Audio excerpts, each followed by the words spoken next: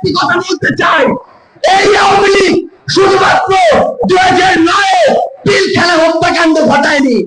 এই আওয়ামী লীগ শুধুমাত্র 13 সালে শাপলা চত্বরে হেফাজতের ওই মাহফিলে শত শত ভাই বোনকে হত্যা করেনি।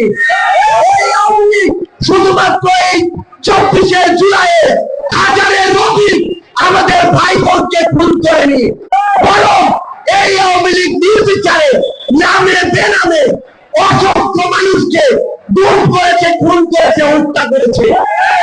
আমরা আমাদের জায়গা থেকে স্পষ্ট করে বলি, এই খুনি হাসিনা এবং তার এই প্ল্যাটফর্ম, সন্ত্রাসী প্ল্যাটফর্ম আওয়ামী লীগ এই বাংলাদেশে কোন রাজনৈতিক কার্যক্রম করতে পারে না।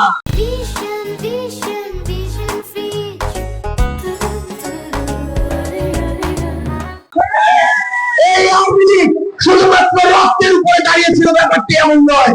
এই আওয়ামী লীগ পুরো বাংলাদেশে জেলার নাম ধরে, ব্যক্তির নাম ধরে, দলের নাম ধরে বৈষম্য করেছে।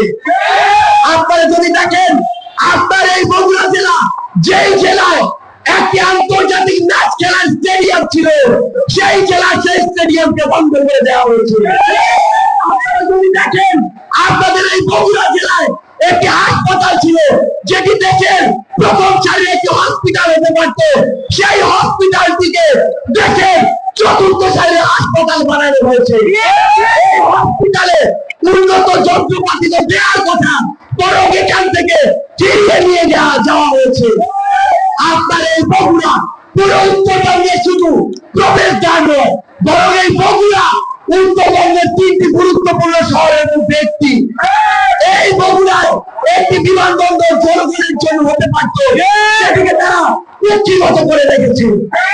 আমরা জাতীয় নাগরিক পার্টি এনসিপির পক্ষ থেকে আপনাদের মাধ্যমে অন্তর্বর্তীকালীন সরকারকে এবং আগামী বাংলাদেশের সরকারকে বগুড়াবাসীর পক্ষ থেকে স্পষ্ট করে বলতে চাই, আমাদের এই বগুড়ায় বিমানবন্দর লাগবে, আমাদের এই বগুড়ায় মেডিকেল বিশ্ববিদ্যালয় লাগবে, আমাদের এই বগুড়ার স্টেডিয়ামে আবার আন্তর্জাতিক খেলা হতে হবে, আমাদের এই বগুড়া দিয়ে ঢাকা থেকে সরাসরি রেল স্টেশন হতে হবে।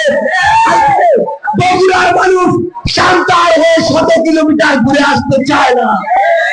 এই বগুড়ার যারা আওয়ামী লীগের দালাল ছিল, খুব ভালো করে জানেন, নাম হচ্ছে মাহমুদুর রহমান মিলন, আওয়ামী লীগের সভাপতির ছেলে।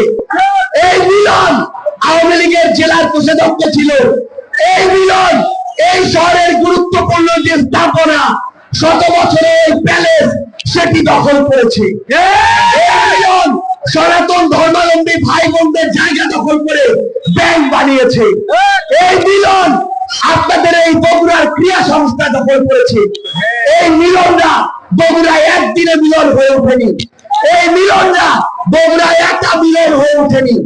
যাদেরকে কেন্দ্র করে এই বগুড়াতে শত শত বিভিন্ন রাজনৈতিক দলের ভাই বোনদের উপরে যুগের পর যুগ ধরে অত্যাচার চালানো হয়েছে, সেসব দালালদেরকে বিচারের আওতায় আনতে হবে। আমার এখানে শহীদ পরিবার বসে আছে, আমার এখানে আহত যোদ্ধারা রয়েছে, কত শুকায় নাই, শহীদের ছোট্ট মেয়ে তার বাবার লাশ আমাকে এখনো দেখায়। সেই খুনিদের বিচার হওয়ার পূর্ব পর্যন্ত কিভাবে এই বাংলাদেশে আওয়ামী লীগের নাম নেওয়া হয়।